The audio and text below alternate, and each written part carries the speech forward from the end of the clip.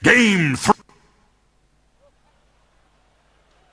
Well, welcome back, everybody. We are getting ready for MVP versus OG game number 3. I'm back, of course, inside Key Arena with some of the experts here. We got Draskell, we got Black, we got Winner. Gentlemen, first series goes to 3 games. Now, based on the drafting so far, we saw MVP go very aggressive with the draft. Game number 1 led to a lot of success. Game 2, they went with an ALK. It didn't work out. Draskell, should they go back to what they did in game number 1 or pull out something different? I mean, I think the Alchemist was a really good idea, but the main problem was the Veno. The Veno just got crushed. So maybe it was a little bit too greedy at the last second. I think they decided to swap their lanes around, and I think in the end it really hurt them because they were like all in on the ALK at that point. But I still think the hero itself was fine. Just depends. Focusing on this game though, Phoenix does not ban out the Elder Titan this game. And then OG obviously first picks it. It's like one of the most comfortable heroes. And also something to note is OG did not ban Naga when they had second pick, so they could just snatch it up right away from MVP, and that's like the 2 main changes we see here. Yeah, both teams prioritize the Naga a lot, we can see from the series. But do you think it's strange that they didn't go for the Void instead, when OG opened up with the Elder Titan, since Void is not banned, and they went for the Axe instead? I think it might be a confidence issue after the last game, because he had like a really rough game on it, and but he was playing against Naga. Yeah, that was probably one of the harder Void games you're going to have, I feel. Yeah, so. yeah, for sure, but maybe it took a bit of his confidence because they first picked it pretty much whenever they could. Yeah, I mean, you don't want to give Titan and Void to the enemy team on the... Well, they if you can, you know. It's a killer combo. They are about to give it to him right now because we get to see the debut of Ogre. So he makes his way in, but it's looking likely that OG... But I think maybe MVP's approach here is seeing the fact that both of these heroes, like Ogre Magi and Axe, fight very consistently. If they're going to fight around cooldown ultimates on OG and they want to open the Elder Titan Void, I feel like that kind of is conducive to MVP's style because they can fight non-stop. They can fight around cooldowns, you know, they can force the engagements. And not only that, but they can also go for some dual aggressive lane if they want after seeing the Elder Titan pick. Well, they do for the Void. It's like, I just feel it's very hard to fight against Void Titan in general because Titan can set up super good chronos. Like you storm 2-3 people and you actually just lose the whole fight. Well, they can set up each other even. It doesn't even have to be just a stomp. It can be once Void gets blink, he sets up an ET as well. I mean, the Lich ban is really good for OG. It deals with... it doesn't allow MVP to deal with the lane. Because with Axe, often you want Axe to have a good start. You don't want him to just, oh, you're going to Iron Talent jungle, see you later, bro. But you want to give him a good start. You want to pressure the lanes. Yeah. Plus, you get you would normally get the addition of that armor buff going against Elder Titan. That would be pretty nice to have. And I think in the group stage, it might have won a team a game at a critical point. Not too sure. Dazzle is also an option here for MVP Phoenix. It's very good with their heroes. You kind of want to just run at people and... Dazzle, Witch Doctor, as long as you have support that can sustain the Axe in the lane and you can pressure. So I think this game is maybe a bit difficult for OG if you want to run the safe lane Void against the Axe. You probably don't want to do that. Yeah, whatever they pick safe lane, I think it's going to have a hard time because Ogre and Axe, like dual off lane, is super strong. They're both really tanky and you actually need to triple lane there to lane properly. So you just pick a range hero for that, like a Clinks. What about Mirana? Already fits okay with Elder Titan. That is also possible. Mirana, Clinks. Yeah, Clinks used to be paired with Faceless Void all the time. Well, we do know that OG actually also love their Juggernaut as well. So they could even go as far as to just put Moon in the off lane, pick safe lane Jug, and then pick a kill lane because Spin actually can still kill the Ogre and the Axe, and you can set up that way as well. There's so many good heroes for them. Like there's still the Invoker for them. Yeah. So their options are fairly wide right now for OG, depending on how they want to run. Do they want to have much more team fight or better lanes? You need to choose one of those. Like against MVP, maybe you would consider better lanes more against that team because you don't want to lose the early game to them. Oh, losing the early game against MVP, yeah, that could be. Then they just run at you, and then you lose the game. Absolutely. I think OG might be looking to pick their Invoker because they picked themselves the hardest counter to Invoker in the game, who's also a great setup for the hero. And obviously it's one of Miracle's most comfortable heroes. And it's his best hero probably, yeah. Yeah. Like we've seen in the top 10 what he does with it. He's crazy on that hero. OG ban out the Timbersaw to round out their second phase of bans, and we move right back into picking here for phase 2, going to MVP side. They already have a pretty aggro setup and a couple of Bash brothers, if you will, between Axe and Ogre Magi. They're going to round it up right now with the Shadow Demon snag. It seems like MVP is setting up that draft for a late game hero. Like you have Bloodlust and you have Disruption. You don't pick those heroes if you don't plan to go for a carry that can utilize the Disruption and the Bloodlust. Like Luna would be a very easy example to understand what they might go for. That's such a big deviation though from what we normally see, right? Like going Shadow Demon Luna for them. I mean, I guess Luna can still fight because you have Eclipse and you have a lot of damage that you add to the team. Your lanes are really strong with that. I feel why SD is really strong here. He can make Axe illusions who can pretty much just farm jungle or push out any lane, and you have a safe against a Chrono if you really need one. So I guess it's going to be the Ogre with the Axe lane if they want to pressure. Ogre Axe and SD with the safe lane. Like, if Elder Titan is roaming, they might be able to pressure the safe lane a lot. So this game Creed on the Elder Titan probably has to focus more on the safe lane. If it's up against the Axe plus Ogre dual lane. We could see something like a Luna from MVP, but against Elder Titan it's really risky because you don't want to be going AC. You usually just go like agility. So picking something like a Luna is really hard, I think. Should probably focus more on something like a Mirana, play their usual aggressive style. If OG don't consider snagging it for themselves, we'll have to see. Third pick, or maybe the safer bet is grabbing up something for Fly in the meantime, not revealing too Kotal, I much in think your hand. Kotal might be good here because SD Ogre sort of suggests that they might go for illusion-based carry. So having the Kotal there is really good for them. Nice call, my man. Keeper is going to be the pick. The third one here for OG. And then immediate response from MVP, they go right back for the PA. They did this in the first game. They see a squishy support or two heroes that you can very easily jump on the backline, and they just pick up the PA. Buy Ghost Scepter.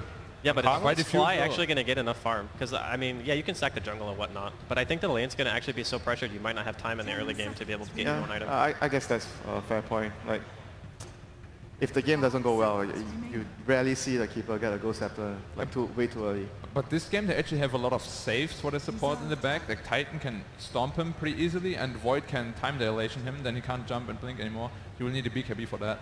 Yeah, Blinding Light too, which will help a little bit. Create space PA. And very good against PA. OG gets fed. Going for the spin. Very good pick here. The armor is really good versus the PA in general. So PA's damage output in team fights would be severely limited by this pick here. Yeah. Very good pick. And you can have like double armor up as well if you get Chakra Magic before, and then you have like a duration of 12 seconds where you're practically immune to damage against Yeah, PA. sure. Sure that you pick the hero for that. Why not? Well, I would much rather have Timber for that matter. Yeah, but they banned it. Or maybe a Kunkka, double Typebringer. What double typing is so sick with Echo Saber? Yeah, lately though, unfortunately, we've been seeing more of that support Kunkka, and we can't see his true potential unleashed with Kotal, I agree. Last bans though coming out, MVP. Do MVP play Dusa?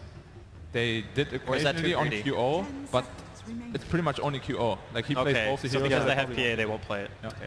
And MP is usually more the guy that suffers and doesn't get that much farm. Yeah. Runs around the map and tries to Yeah. make things happen. Like for OG, like Invoker could still fit up into their heroes. I think it's still a very good pick for them. Yeah. They have Stormbolt, they have the Stomp from Elder Titan, and there's Chronosphere. There's 3 spells to set up the Invoker here. They do have to be a bit careful though. PA lanes really Oh, yeah. well against the Invoker, and if an Ogre just roams in, you're actually just dead. It's really hard to help you. So you would rather have a hero that's harder to gank in the mid lane. What would you guys say if they ran it out instead with something like just a classic Storm Spirit to match up there? Is typically a good partner with the Kotal. Do you think he would be okay in that matchup? I think you actually get harassed a ton, Storm versus PA. You just eat daggers all day, and even if you have high base armor, it's still kind of a struggle for a lot of these heroes. You do have against PA the in the Chakra lane. for the Storm though. Yeah, that's actually true as well. Going for the okay. Tinker, of course. Okay, yeah. This is much better because they have a lot of global presence with the Kotal, plus the Recall, and you have Boost of Travel, and you have the Spirit to TP onto. I'm a bit worried for MVP. They already don't have the greatest high ground push, and against that lineup, you can pretty much never breach it. Like They have to ever. win their lanes. If they don't Yeah. win their lanes, I don't think they can do this game. They have to win the lanes for sure, and they have no Tinker counter at all. I feel this might, like, so far be the biggest outdraft of the series by OG. Unless there's that one magical pick, gentlemen, that can pull it all together here for MVP. The good anti-tinker, something good to be able to accelerate the laning phase and take control so OG can't take it back. Anti-Tinker is like Storm or Spectre. I'm not Well, sure if those heroes are good here against Tinker. Anti-Mage is pretty good too, but he's really bad against Sven. Or they go for the Invoker themselves. MVP or But might be a tinker? cross-wax Invoker, like MP plays a cross-wax Invoker. All right, Andy, I ask you first here. You said it's a bit of an outdraft. Do you think the Invoker still... No, I don't that think way? it's enough. I think OG still have a pretty big advantage. All right. I actually think Invoker gets outlaned by Tinker as well, so I will go for OG this game as well. Yeah, I don't think the Invoker actually salvage what MVP have right now, so I'm going to go for OG. All right, all my panel thinks it's going to be OG. We'll see if the casters agree. Why don't we go ahead and throw it over to them right now. We got Toby One and Merlini out on the floor. Gentlemen, take it away. It's a good question, Melini. Do you agree? I don't know, 5-0 on PA. They just know something special about the hero and play really well around it. I don't think you can discount that. Yep, so you just need to catch out, right? You just need to find the Tinker. If we go with a Crosswex Invoker, maybe a long-range Tornado can find him in the tree line. Yeah. Some good warding, some good laning. it's a lot of good stuff. It's nothing reliable like Spectre pressed R. Oh, there's Yeah. Tinker. Oh, there he is. Or Storm Spirit's got the mana. He can chase him wherever he goes. Yeah, this doesn't exist for them. So MVP will have a tough run, just judging off the draft. But if anyone can do it, MVP are proven. They can be the one. So into the game we go as MVP and OG start up game number 3 of this winners bracket quarterfinal at the International 2016. I think even more problematic than the Tinker is giving OG the Elder Titan. It's almost always first ban against crit. He was one of the first players to bring it into what we currently know as competitive Dota in the most recent iteration, and like it's such a nuisance playing against it. He's so quick as well for that mid lane. MVP is going to get lucky. They put down a sentry ward, and they're going to find a very aggressive observer ward that OG has already planted down. So small advantage. Invoker gets to get the first CS on the board. Small advantage. Yeah, it looks to be a Coswex though. Coswex is pretty good. It's a lot of what they needed. Decent control, and If he can control long enough for QO to do the damage, then it all works out. he has a tough job though. He can't do everything. He needs to like, you need someone to like jump the keeper. You need someone to like interrupt the Elder Titan combo, stop the Void from doing his thing, and then kite the Sven. And then after that, you can deal with the Tinker. It's funny, like if you're looking for a way to checklist that off, like you've got that, like you've got ST Disruption to really interfere with the Void. You've got Ogre, Lockdown, Axe, jump in with Blink Daggers. All these things can work. Moon, okay, Moon, is there going to be a stun? There's a Fireball, and well, the Moon. Time walks off a lot of the damage, but he's still got 2 poison levels on him. He's probably not going to survive this. No way to time walk out, and First Blood will go the way of MVP as Moon gets very greedy, chasing the bounty rune. He had it down there very, very early. I think SD is one of the better supports to deal with the Faceless Void. You can't time walk off the Shadow Poison stacks. So I think it's going to continue to be a struggle for him, but no signs of a Quelling Blade yet. Moon does start with a Magic Stick and returns to lane immediately. I love how Febby starts his mid lane. It's like, okay, well, Miracle's going to get up in the phase of MP. How do we change the trade-off? Let's just bring, basically, we've got the Gambler Man, Ogre Magi, up against Foam Book Crit. And they have to force him out. 2 insanely tanky heroes. Maybe Febby a little bit more tankier than the other Titan just because of his high armor. And he's just trying to zone it all out. It's just split the lane at the end of the day, though. He has to be careful once the Invoker gets some levels because he can actually like catch the Elder Titan if he's far away from the lane. He has a lot of reach. Looking for no-tail. Wonder what build he's going to go this game. We've seen HOD a lot, but sometimes we see like an armlet fighting build earlier, which might be necessary. I think the armor is very important versus a Phantom Assassin, even though he has Warcry. Seems to be a better lane as well. Like, even if PA is going to... Okay, well, maybe that's not great for Moon when he has to time walk off just a Stifling Dagger. Dubu's pushing him out. But they're giving Keeper Light a lot on bottom. He's taking out a double stack right now. Levels on Keeper of the Light, but not just that. Able to get... If he can actually get enough money on him, getting an early Aghanims, OG's going to have a lot of items to fight with, split push with, even harder, more than the Tinker is already going to do. Febby's really just itching for a go here at Tinker. They've got Cold Snap and Tornado available, so it's going to force Miracle back up and hit his own tier 1. Make it so also Crit has to hang at this mid lane. And Miracle's at that critical point too. He doesn't quite have his bottle yet, still needs one more creep. Is he going to bring out a salve and delay his bottle or what? Not sure. You'll find out in a bit. As MP and Febby, again, they still... Like, Miracle's low and you've got to be cautious about this. But I'm also keeping my eyes on Forev. Forev almost died to an Alpha Wolf stack, but he's still pushing the envelope a little bit inside the jungle. Managed to find 18 CS already, 4.5 levels. Not too bad when you compare him to his counterpart in OG, which is Moon. 2.5 levels and found 0 CS. He just can't get anything out of that lane apart from presence. Well, and they actually had crit TP mid to bring the bottle for Miracle, so he'll get a few extra free charges from Elder Titan. That'll kind of salvage that and make things easy. And I think Keeper's just one of those heroes that you don't want to really leave alone. He just farms the jungle so efficiently. Febby trying to TP as quickly as he possibly could to get back to MP. Miracle initiated with high level up in Laser and Rocket. No points up in March and Machines. Miracle's gone for a big combat build. MP wants to help out. Still with Tornado available. Crits on the front lines. Cold Snap's off cooldown in 1 second time. Not going to find that opening there. Or will they? Stuns on Miracle. He's getting back to that tier 1 tower. The extra stun, but crit too good with the Echo Storm. Now it's MP who has to turn around the rockets from Miracle. They find the kill.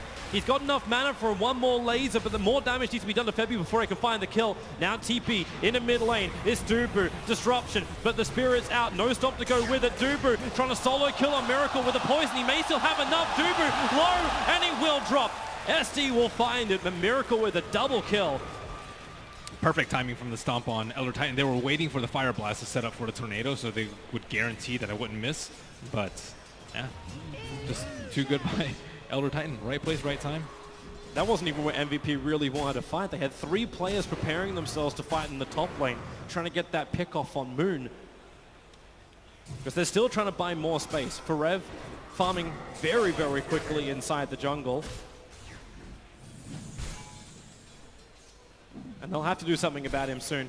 Tranquils, Iron Talon, still progressing nicely. I think they're getting enough out of the lanes.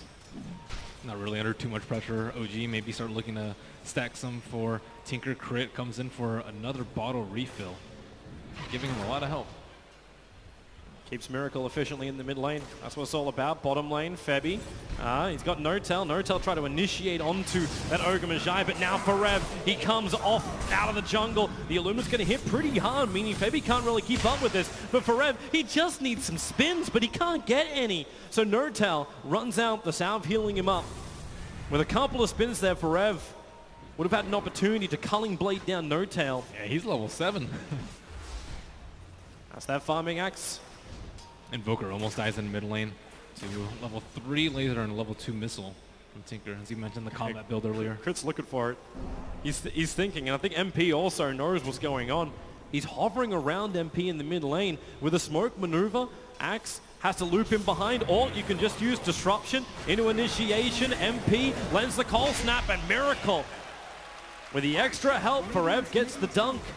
And Crit spends all of his time wandering around trying to find that pick on MP, but never finding his target, never found the Invoker. I like how active Forev is. As soon as he hits level 7, boom. I gave too much time to the Keeper, too much space to the Tinker, and he's going to start moving around. And he has great sustain too, Tranquil and Infused Raindrops to make sure that he's always fight and combat ready. And Moon's also nearing critical HP on top. And he's got to be careful once Q-Ro hits level 6, then all of a sudden you could have a surprise dagger damage. We'll have to be a lot more cautious on this off lane. This could be a very early point from Max. Just taking out a lot of stacks at the moment. Yeah, taking out the stacks, finding the kills.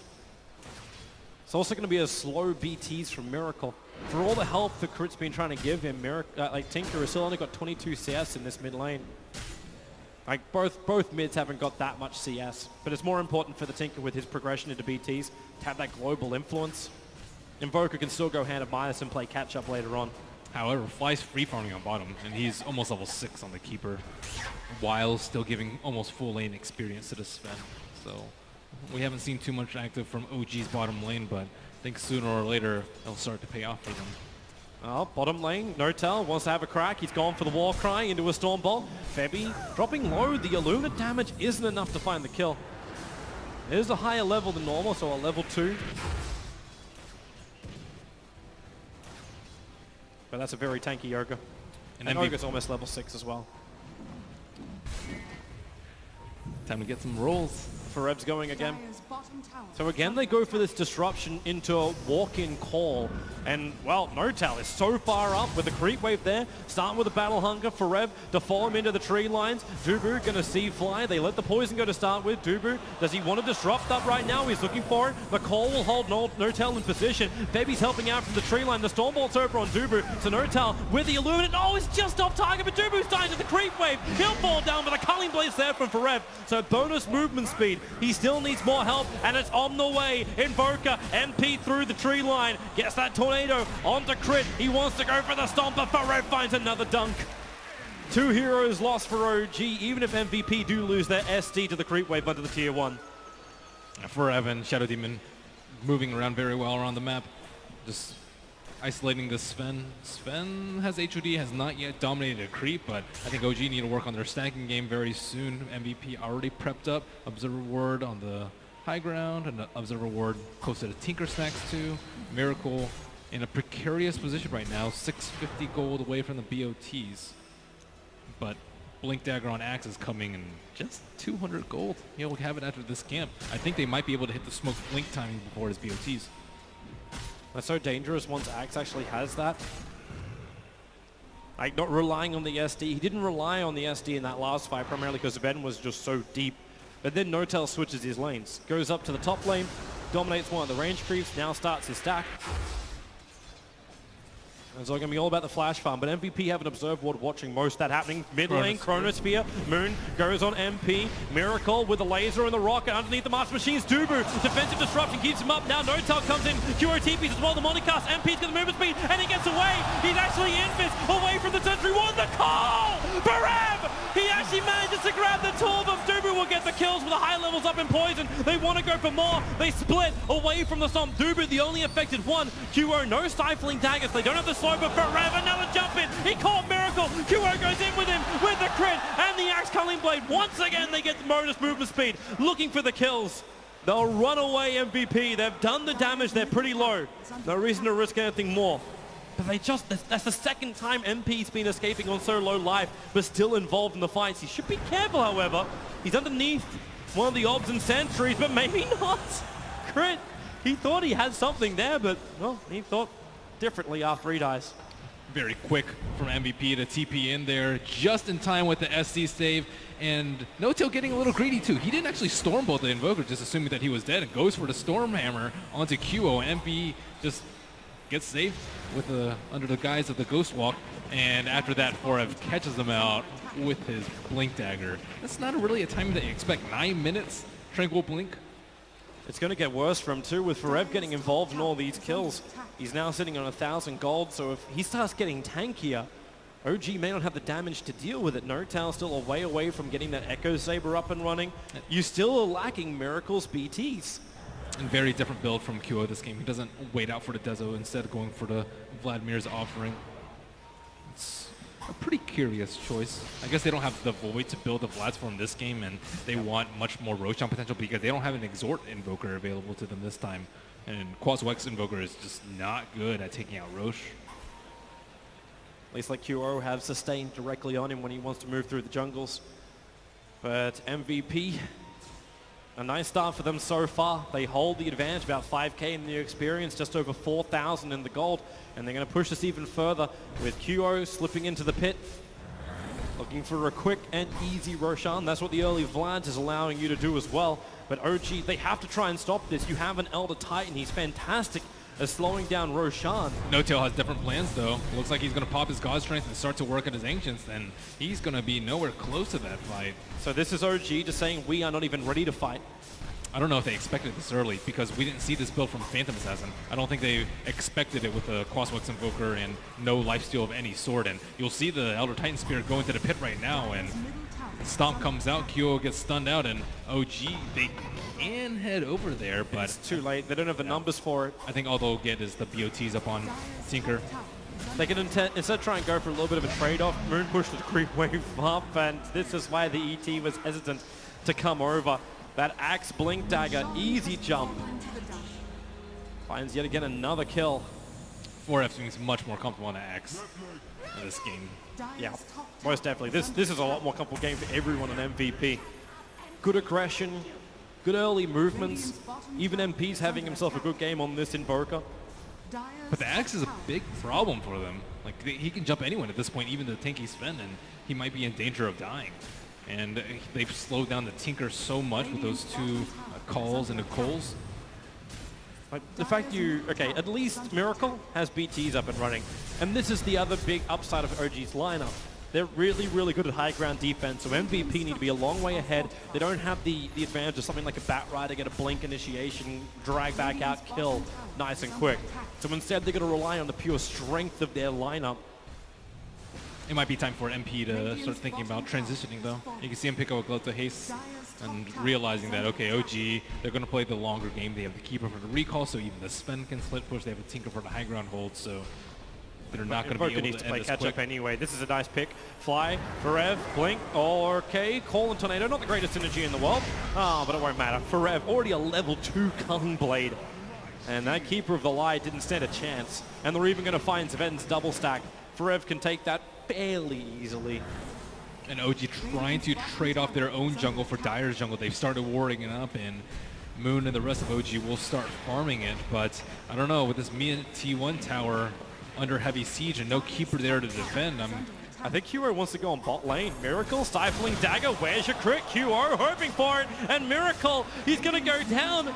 Waited for laser to be used for farming, now Moon arrives, QO in too deep, Miracle can't re-arm in time, the Chrono! You can smell Miracle!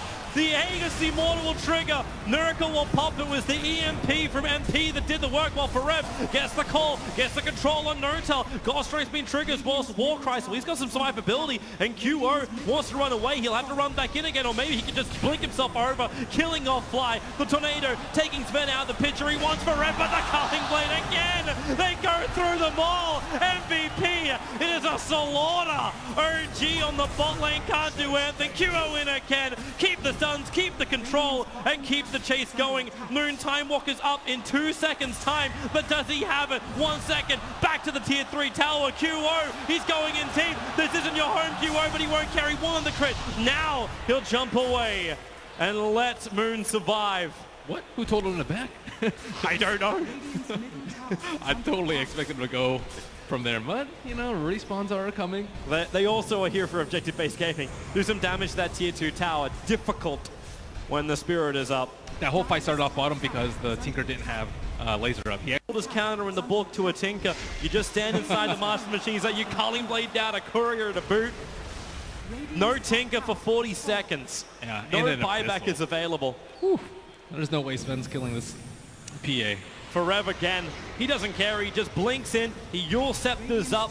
No tail with a stifling dagger, loses 1/3 of his life. Then QO catches out crit. He takes out the big team fight controller and can just go from hero to hero. Forev calls and brings Notal out of safety. They've got the stuns, they've got the control. They may not have the damage and they may not have the desire. Go back to the tier 3 towers. Make sure MVP get cleanly through into the semi-final. Moon still waiting in the tree lines, hoping for an opportunity. 4 heroes are grouped up for a Chronosphere. Tinker's up in 2 seconds. Chrono on 2. Notal blinks forward, doesn't find his target. Now Tinker, where is his damage from OG? QO jumps down, he finds Miracle with the control. He hasn't even used Abyssal Blade, now he will. Holding Miracle there, allowing the act to finish it, and GG!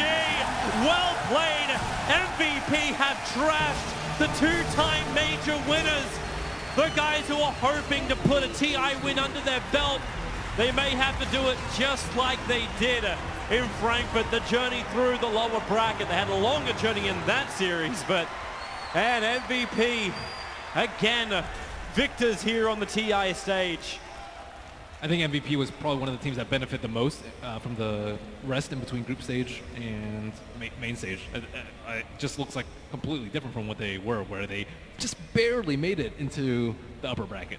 It's truth to the cells, man. The fact that QO and Forev, they have 27 kills between them, and they have not a single death as well. The cause never died. MVP